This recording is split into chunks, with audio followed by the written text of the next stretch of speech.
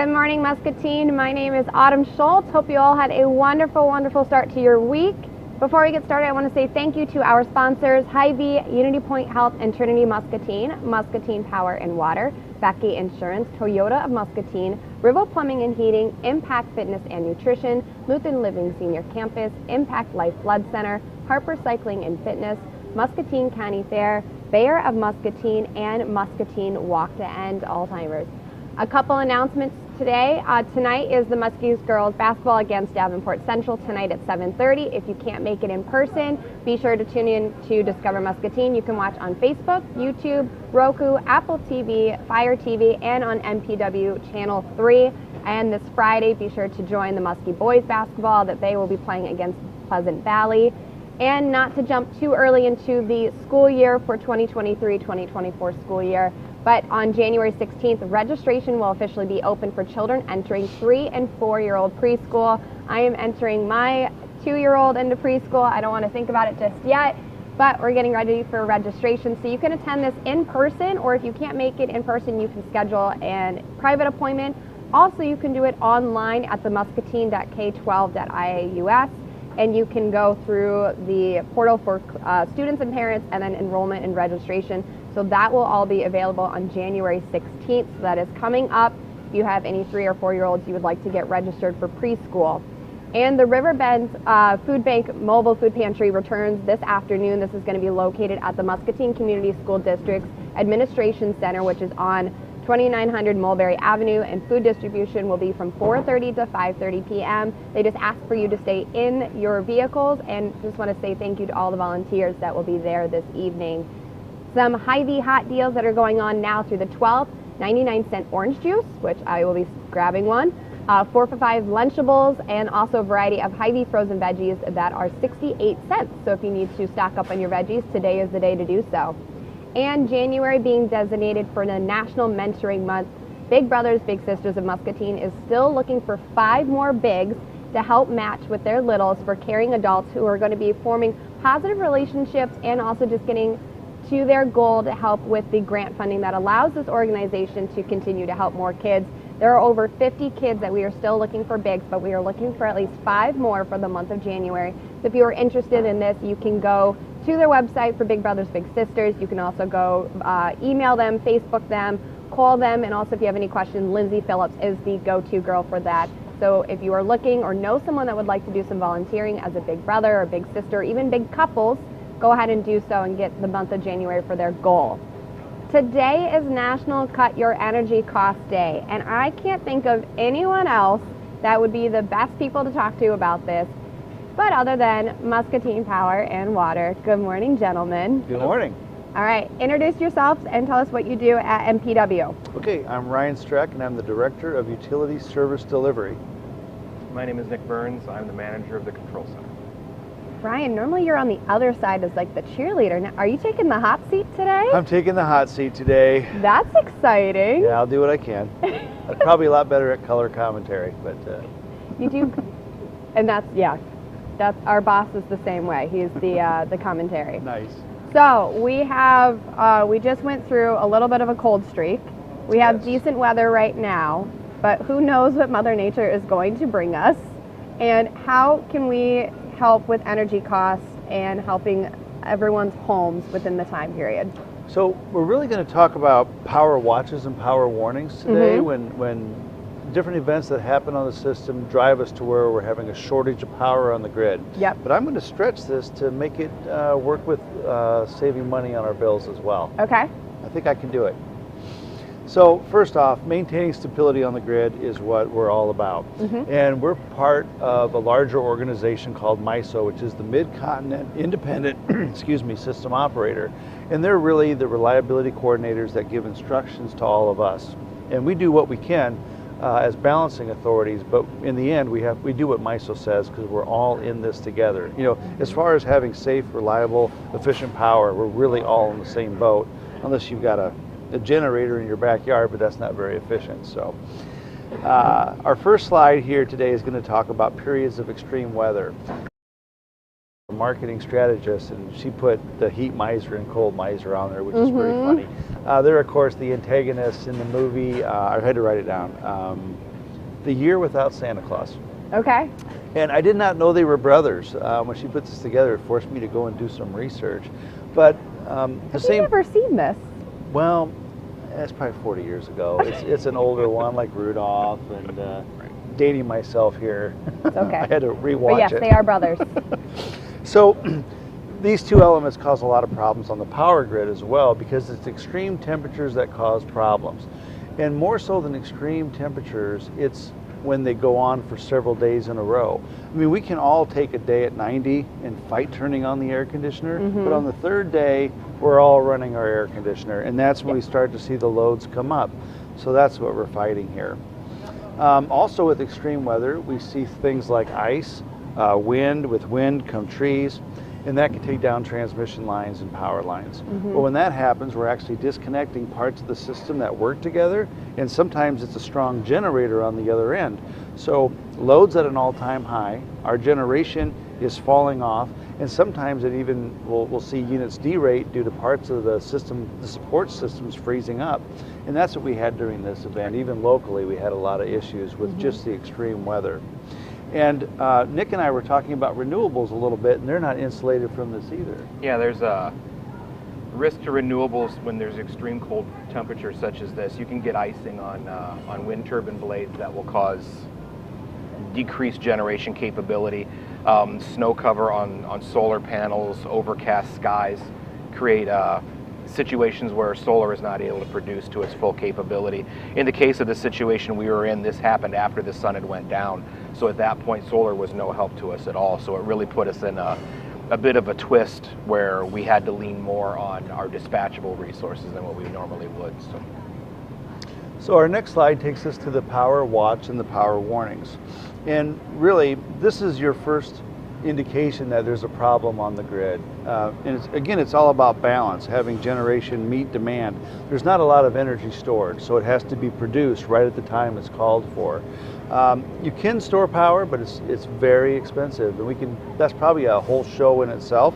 But that's what can happen is those things get out of balance, and the further they get out of balance, the higher MISO will escalate the order of response. Okay. So it starts off with the watch, just like I think you brought up a tornado watch. I always associate it to severe weather. If you think about a severe thunderstorm watch or a tornado watches versus a tornado warning, here in the Midwest, I don't know if everybody else is like me, I don't always take them terribly seriously, not as seriously as I should. The watch means go outside and see what's happening, where the warning means go outside faster and see what's happening. But in a power watch, a power warning, it's more, the watch means the system, conditions on the system are right for there to be a problem, a shortage, where warning means that we're progressing towards that point. So when we issue a watch, it's more of a public appeal, a request for you to voluntarily scale back your power usage. A warning is also a request. It's just a little more urgent. Yeah, and what's really important is you have to think about, these come across, I guess, without a lot of urgency. You don't want to create panic, but at the same time, people have to realize when we're putting those out, the system is out of generation. We've exhausted everything that we have. Now we still have some in reserve, but we need that to make sure that we can correct as lights come off, lights come on. But we really need people to reduce power, and it's not just here in Muscatine, and that's a very important point. We do long-term planning to ensure that we have enough generation and capacity lined up to be able to keep the lights on. But again, we're part of this larger organization, and if as a whole the Midwest doesn't have enough energy, we're going to do our part to keep the lights on, because if we would suddenly lose a generator, we're going to lean on that larger system. Yeah. So we have to be a part of that system and play ball. One thing that we're doing at MPW, we've got a pretty large office building. So we're developing a plan on what we're going to do to conserve energy during these times. And when the power watch or warning comes out, that's not the time to say, what could we shut off? Right now is the time to make those plans. So we've got Justin's going to turn off the lights, and Brian's going to adjust the thermostat on the building, and we have those things laid out. And as we get our plan put together formally, I hope to share that out so other people can kind of use that as a template and come up with things for their offices, their homes, their industries that'll all help us reduce power. So with that, we can move on to the next slide, which is our first grid status slide. And on December 23rd, just a couple weeks ago, as a result of some extreme conditions, we got into one of these emergency events where generation was really tight. Now, this is a really interesting graph because what it shows is the load forecast that was put in by all the entities together. This is what MISO, this is what you need to plan for to make sure you have enough generation to cover it. But we missed it by like 5%. And I think part of that was that ongoing, it's been cold for so many days. Also, I'll go ahead and blame it on meteorologists. Load is very sensitive to temperature. So if they miss it, a lot of times we'll miss it as well. Okay.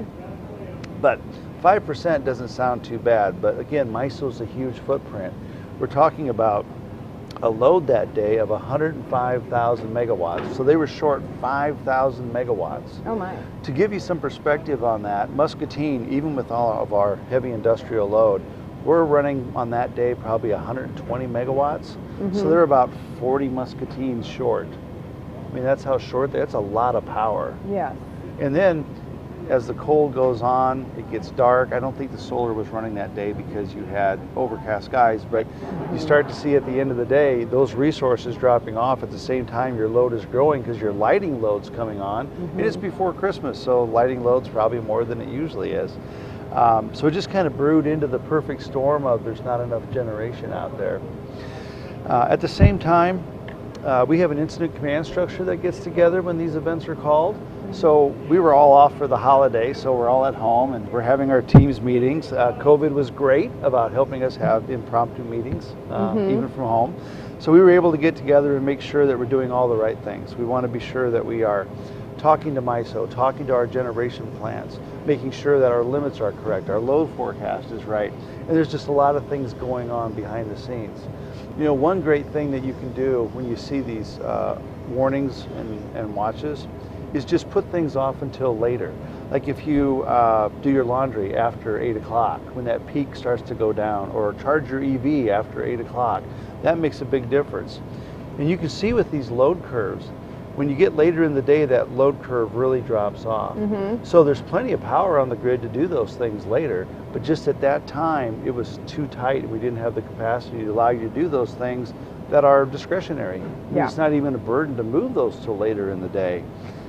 Did you see I got a plug-in about EVs? I did. I will say that I, for one, love putting things off until later in the day, especially things like laundry. So I am terrible. I'm giving you laundry. permission. So my next slide is on the grid status again, and this one shows the fuel mix that we have out there at the time of the event. So we can see that 80% of the generation online that was supporting the load was fossil fuel. It was either nuclear, coal, I'm not sure if nuclear is a fossil fuel, but anyway, it was dispatchable generation, coal, gas, nuclear. And what I mean by that is if we need more power, we can throw more fuel into the mix and we can get more. With renewables, we can't do that. We take what there is, and they definitely add to the solution, but we can't really control it. We can't count on it. And if the wind stops blowing, that would further compound the situation because now we've got less generation available. I've met a good handful of people at the plant. Can I just say how amazing, kind, and awesome they are? I love their energy. They were so, because I was there for the maintain, and I got to meet, and they're wonderful, wonderful people.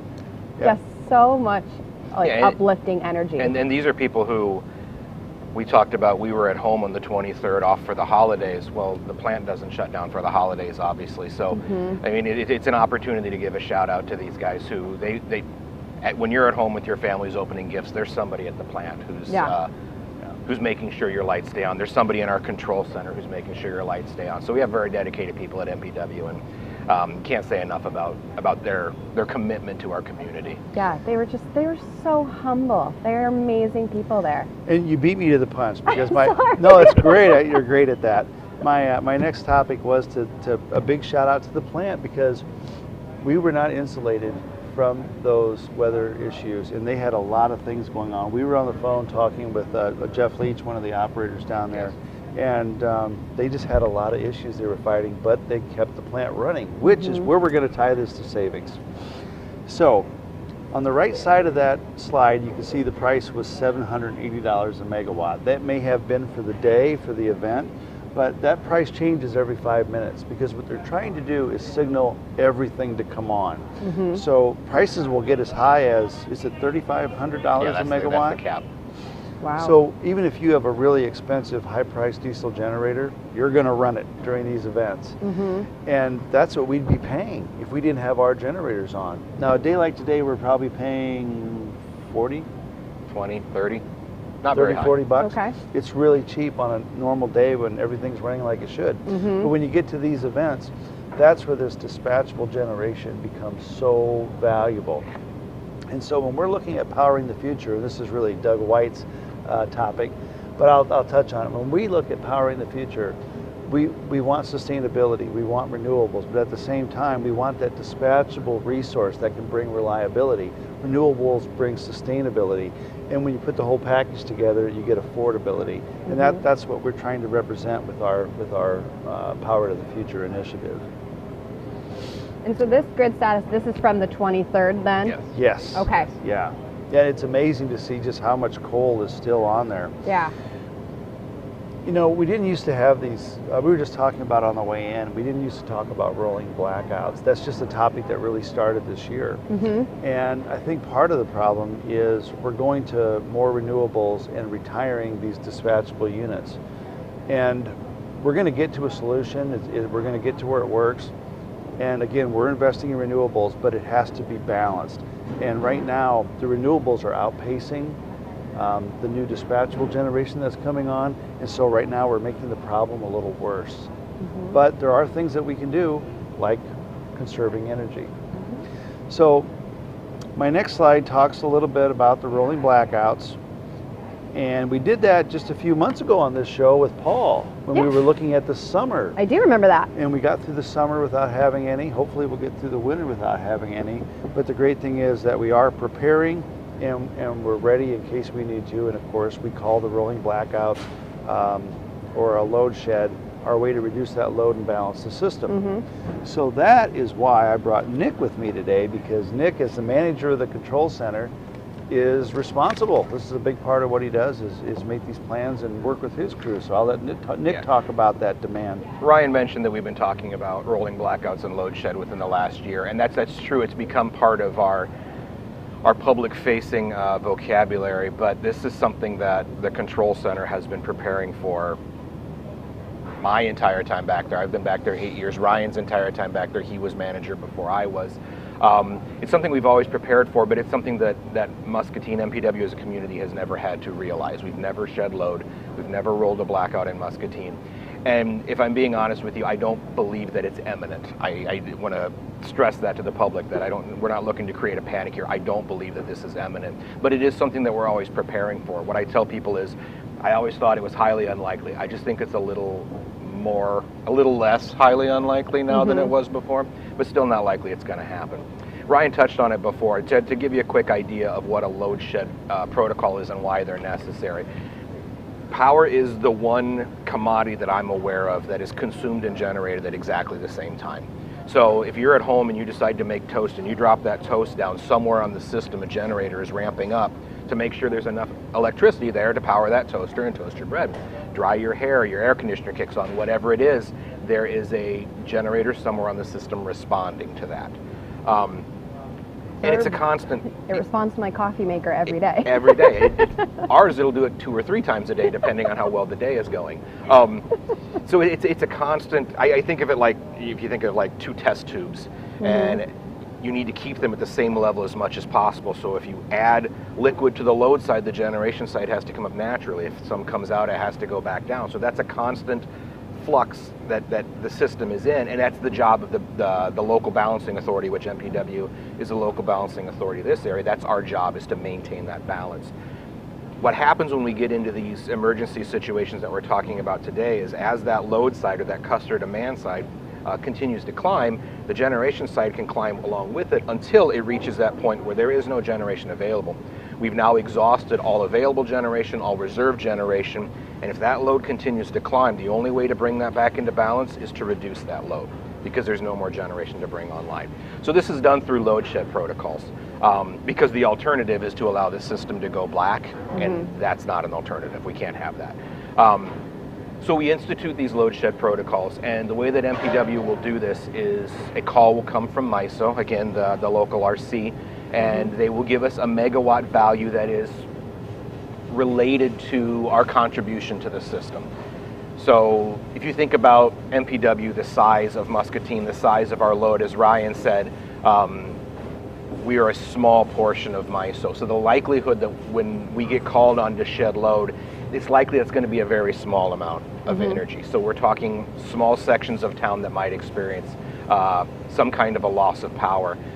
We have protocols put in place in order to make sure that we are not shedding the highly critical areas. We don't want to dump power to the hospital. We don't want to dump power to our AO center, which is managing this situation. The last thing we want is to be sitting there in the dark, unable to do anything. So there are areas of town that that we prioritize over others. But the honest truth is there's no good solution when it comes time to shut off power, because every circuit has a school or an old folks home or something that, so it's a tough decision. So what we've done is created priority plans that take that away from the operator at the moment. When it gets called, you go to the plan, you find your priority circuit, you shed until you reach the level that they're at, and then we will roll that blackout. And just to touch on what Paul talked about with rolling blackouts, that means that no one group or one area of town has to endure that blackout alone, basically. So what we would do is we would shed a section of the town in order to reach that level that we need to be at. We would hold that for, say, an hour. Then we would shed another section of the town and restore that previous section, so they can then, if it's this time of year, make sure that their heat kicks back on, warm their house back up. If it's the summer, their air conditioner could kick back on, bring their temperatures back down. They could then open their fridge without fear that it's not going to stay cold. Yep. And we do drill on this every year. In the springtime, we have, I believe there's 5 different drills that we do, so each operator will participate in 2 of them. So that even though we've never had to do it, we've practiced it many times, so we're ready when the event happens. Okay. Big thing we're really excited about it, and I've had Mark Arrington on the show, and Mark's recently been promoted to Manager of Utility Solutions. Oh, and so wonderful. The solution he's going to work on for us here is we want to share the best information we have about the blackout. So when that call comes from MISO, our orders are to shed that load immediately and without delay. So there goes the first block. But as soon as we do that, our plan is to go to our outage map on our website and then be able to put that polygon in red, so you'll know that's the area that's out.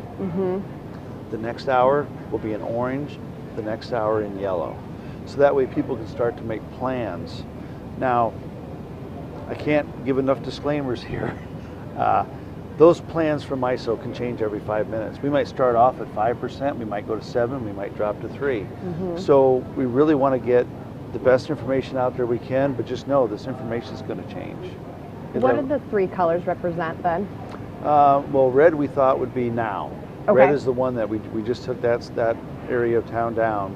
Orange would be next, and then yellow would be the next hour. So it'd be like, this is noon, this is 1, this is 2. Got it. So just a preparation, be prepared, look out for this. And one thing to keep in mind too with preparation is that we still want to make sure we're keeping conservation in mind. So I guess I would stress to people that preparation doesn't mean find all of your electronic devices, plug them in and charge them all now because you're about to lose power. It's not really helping in that scenario. So preparation is more, if you have a family member who's on oxygen or something where you need to get them to emergency services, then you can do that and know it's more like that. So we ask ourselves, okay, we know this information isn't going to be right. It's going to be in the ballpark, but it's not going to be right. The alternative is to do nothing, and we don't like that. So we're going to try this and see how it goes. Hopefully we never have to use it. But if we do, we'll try it. You'll have the best information. You'll have the information that we have, which is the best we can give you. But I would keep an eye on it because it's subject to change throughout the event. And again, as you see on the demand curve, after we get to about 7, 8 o'clock at night, that load starts to drop off. So even if conditions stay bad, we can't get generators back online, there's an end in sight here. If we can make it to 7, 8 o'clock when businesses close, when that demand starts to shut down, everything will be fine. Yeah. So that's, I guess that's the message. We're doing everything that we can, but I wish we could do more. I think what you're doing is amazing. I like the fact that, especially if there is outages, it's on the website right away. Everyone can look it up and being able to see it. I mean, it's on your phones, like with the new system update coming soon. I love all the new, just constant being aware of what's going on. Yeah, you can follow us on Facebook. That's probably the first place we'll make notification. And then the website, you know, the website doesn't give updates, but that's a great resource to use. And talking about kind of the reducing energy and cutting energy, what are some of the best ways that people can do that at their home? So the best way to do this is to go back to the show we did this summer when Paul was here, because Paul's our expert. He's our energy services advisor, but he did give me a few tips to share, so I will do that. Adjust your thermostats, so that's going to be by the season. What you want to do is you want your furnace and air conditioner to run less. So in the winter, you're going to turn the thermostat down. In the summer, you're going to turn the thermostat up. I had to practice that to make sure I get it right. Keep the curtains and shades closed. That's going to help insulate your home. Limit opening that refrigerator and freezer. Again, delay charging your car. I always have to get those EV plugs in there. You do. Avoid doing that during these events. It'll be fine later, and you'll have plenty of time to get a full charge for your next day at work. And then shut down non-essential equipment. If you don't need it, just turn it off. Yeah, it's and really from a business standpoint, I think that's really important. And that's what Ryan referred to earlier that we're looking at, is identifying that non-essential equipment at our office. That it's great to have it on a normal business day, but during these emergency situations, it's not necessary. So there's no reason to have the demand on this system. So they don't necessarily need to unplug it, but just making sure things are turned off. Right. Okay. You know, we call it a reach system. And what it is a bunch of TVs throughout the building that just updates, safety reminders, things like that. They don't use a lot of power. But if we turn off our 5 or 6, IV turns off a few, I mean, it's going to make an impact. When you add all those little things up, it makes an impact on the system. And like this event, we were within 5%. If we just cut 5% and everybody did that, there's no emergency. We're there, folks. Yeah. So it's really important to do your part. I guess that's my message. I do remember talking about the shades over the summer, the honeycomb ones. Yeah. 5% in your house looks like? Yeah, like what if somebody wanted to cut 5% in their house? If you had 20 lights on, I'd turn off 10. 4. yeah, 4. I turn off 4. You can't surprise us with questions like that, Chris. I'm just thinking that's action. Yeah. It's a fair point. And realistically, if you think about those things that he identified, those high impact things, you're going to exceed the 5% by not doing a load of laundry. You're going to exceed the 5% by maybe don't run your hair dryer. Maybe, just if you have a space heater on, those tend to be energy hogs. A good thing to shut off is a space heater. Space heater is a great example, because those are those large loads. In fact, on a typical day, it's pretty easy probably to cut your house load in half, because the furnace and air conditioner are the big ones. Yep. You postpone doing the laundry, charging that EV, I'll stop. And then, you turn off those big things that have, if it's got a big plug, it's using a lot of energy. So those are the things you want to delay and turn off for that time period. We switched to Google Nest, and I love that because of the sensors and the different rooms. So we have it just set for Patrick's room, that it's at 68 or below, and then it stays on that eco for the rest of the day. I love the fact that it just doesn't randomly kick on throughout the day. Right. I'm a light switch person, that if I see a light on in a room that no one's in, I turn it off, and I think it drives my husband nuts sometimes. But that's totally just me growing up. My dad was like, if you're not in the room, turn the light off. But we grew up with incandescent bulbs, remember? So they used a lot more energy than our current LEDs use. They're much more energy efficient. So not to suggest that we shouldn't turn off lights when we're in the room, because I harp on my kids all the time about the same thing. But the impacts are not quite as much as they were when we were younger. So maybe go easy on your kids when they leave the light on. It's not as big of a deal. You can't reach the light switches yet, There you so go. I'm good with that one. See, we're on the other end. We're empty nesting it, so I've actually closed the vents in those rooms because nobody's in there anyway. So a little lower tech than the nesting, but No, I still close the vents if there's no one in there. Might as well, you know. I know my office is always an ice box because I only open the vent when I'm in there. yeah. So I love all this great information, especially for cutting down energy, reducing energy, and just being prepared. Right. Because who knows what Mother Nature is going to bring us for the rest of the winter season. We had that weird 3-4 days. That was, you know, I was very happy I just stayed home during that time too. So that was nice. Is there any additional information that you would like to share with us? I think that's everything I have. There's Everything a lot. on the list, yes. I have a little game for you. Oh boy. Oh boy, don't be scared. All right, I'm So ready. before we wrap up, we're going to play a little game. It's called Best or Worst. So I'm going to ask you a question, and you either have to answer, maybe it is your best or worst, depending on what the topic is. Are you ready? I'm asking you. I answer it with the You best. just have to say best or worst. Oh, okay. Best or worst. So I will ask you whether it's a best of something or worst of something. I got you. First one. What is the worst vegetable? Is it Brussels sprouts? Me and my wife play trivia at home, and that's how we know who goes first. In your opinion, what is the worst vegetable? Is it Brussels? What are those little round things that are just Little round cabbages or Brussels sprouts? Yeah, those Brussels are- sprouts? You don't like Brussels sprouts? Yeah, I've never had them, but they just look terrible.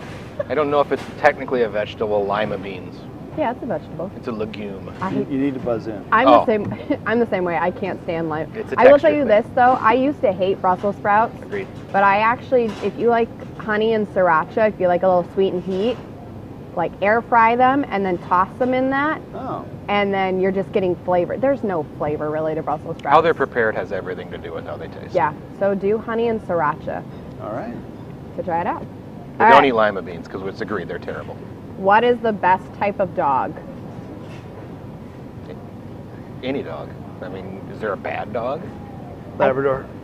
I love Labradors. I like mutts. The They only have thing personality. The only thing I can't do with dogs are like the little tiny like purse dogs. They're not dogs. They're not dogs. My husband and I are so They're mean. cat adjacent. We literally were like, they're little footballs. Hmm. Kick 'em. Yeah. Yeah, I'm a lab person. I do love all dogs though. Size or I'm gonna otherwise. save that one for the end. All right. What is the worst meal you've ever had? I'm going to abstain from this one to not hurt anyone's feelings who might be watching. You don't have to tell me. Like, what is the worst meal that you've ever tried, or like food you've ever like besides your vegetable? I won't mention the restaurant, but I went to a place up in the Quad Cities that has barbecue, and everything was absolutely burnt to a crisp.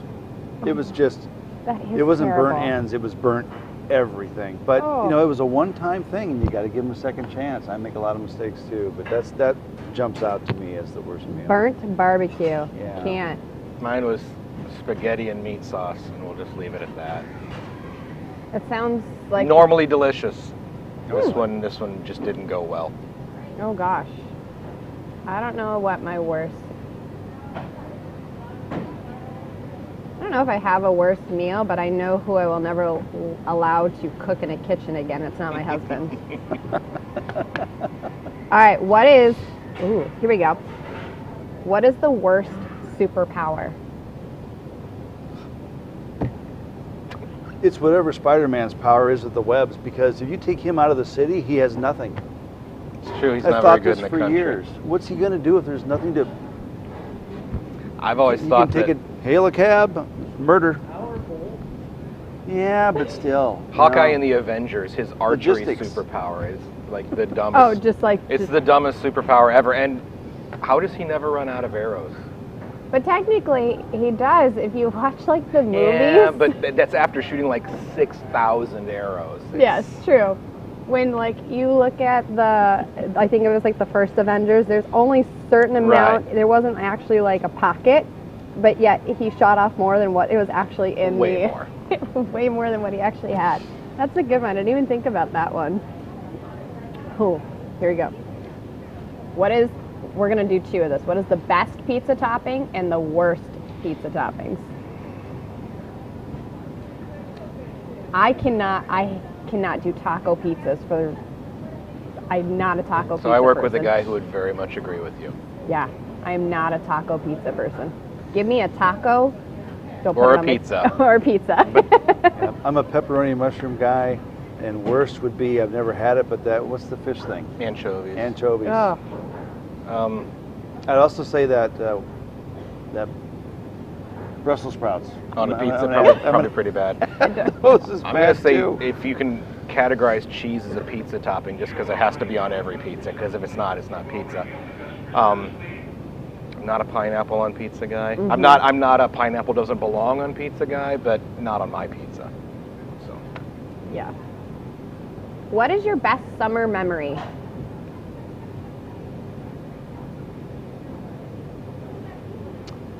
We took a trip down to Arizona.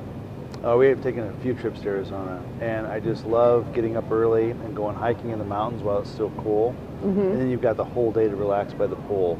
It's a great place to vacation, and I love it Sounds like down a there. great day. Yeah.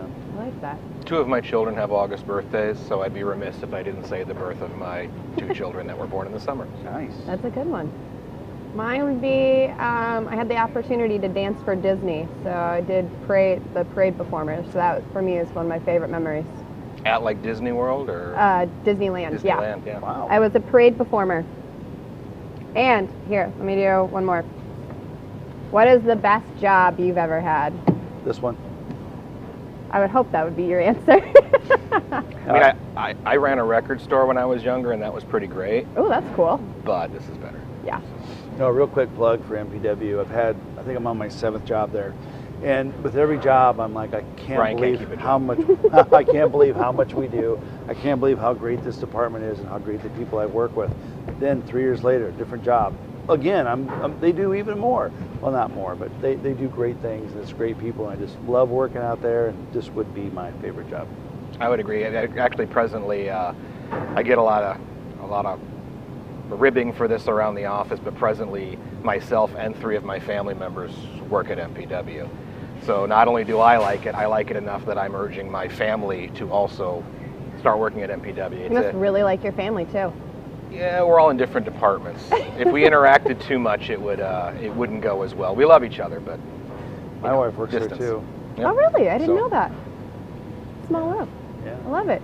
Different department, then? Yeah. Yep. Okay. They require that. I was Yeah. assuming that one has to be a different department. Yeah, they require that for all of us. So, but yeah, it's by far the best job I've ever had. I've been there 18 years. If I didn't like it, I wouldn't have stayed. 25 for me. Oh, wow. Congratulations. So Yeah. this will be your 25th year or just celebrated 25th? 25 in May. Oh, congratulations. Thank Happy early anniversary.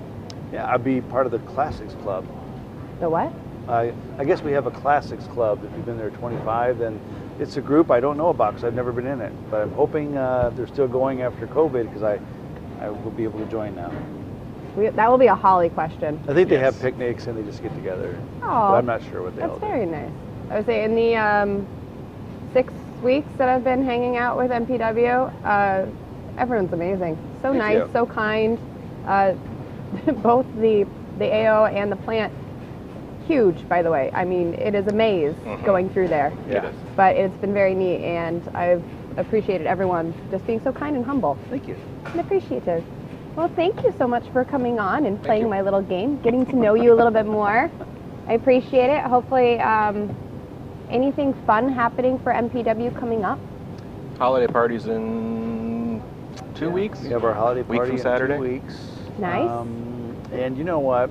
After we got together for the Freezing for Food, Mm-hmm. somebody asked me the question, what events do you have going on? I thought, I'm going to start finding out what events we're having because that's really Erica and Holly's area. Yeah. But I failed to do that today and I have nothing to report. I'm sure we have a lot of great things going on. There's I always know- stuff going There's on. always yeah, something. there always is, but I will work in the future on bringing you a list of what we've got going on. I'll email Holly too. But that's probably best. That's the best. I'll ask her what's going on. Well, thank you again, gentlemen, for coming on. Thank you. Always appreciate seeing you. And Muscatine, remember there is a game tonight and then there's a game on Friday. Until then, I will see you tomorrow with Unity Point. Stay happy and stay healthy. I will see you later, Muscatine. Here at Toyota Muscatine, we're here to serve. When you buy a vehicle at a multi-brand dealership and it isn't locally owned, it can be difficult to get information that you need. That's why all of our trained salespeople are focused on one thing, getting you the best deal possible on a new or used Toyota. And when you pick your favorite, we will help you with financing and maintenance. We love helping our neighbors. Come to Toyota Muscatine today.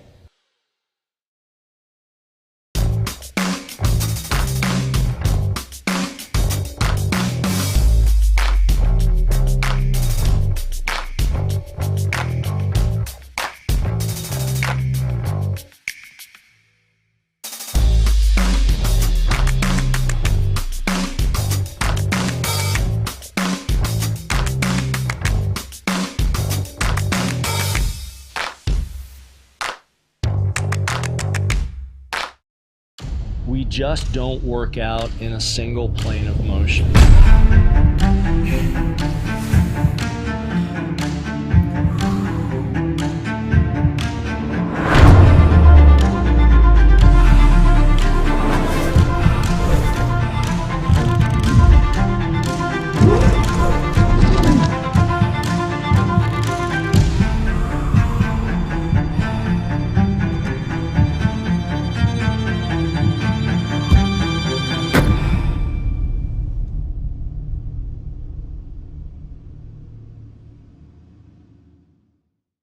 Hi, I'm TJ Deere, General Manager here at Toyota Muscatine.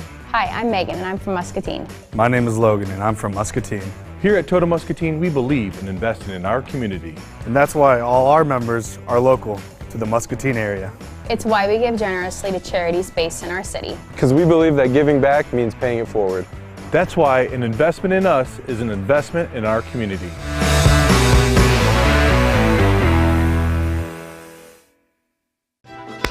Okay guys, we've been through a lot together. We all know sometimes it gets hard, but it's okay to not feel okay. You know what helps? A good book or going for a walk. Not now, Fred. But what really helps is to talk to someone. Because to take care of each other, you gotta take care of you. If you need to talk to someone, your doctor will listen. Unity Point Health. Know how much you matter to this world. When you buy a vehicle for Toyota Muscatine, keeping your vehicle safely on the road is our highest priority. We offer scheduled maintenance and extended service hours for those unexpected repairs. Our service department's mechanics are dedicated to providing you with the highest quality of care. Feel free to ask any of our friendly staff if you have any questions. Come on down to Toyota Muscatine today.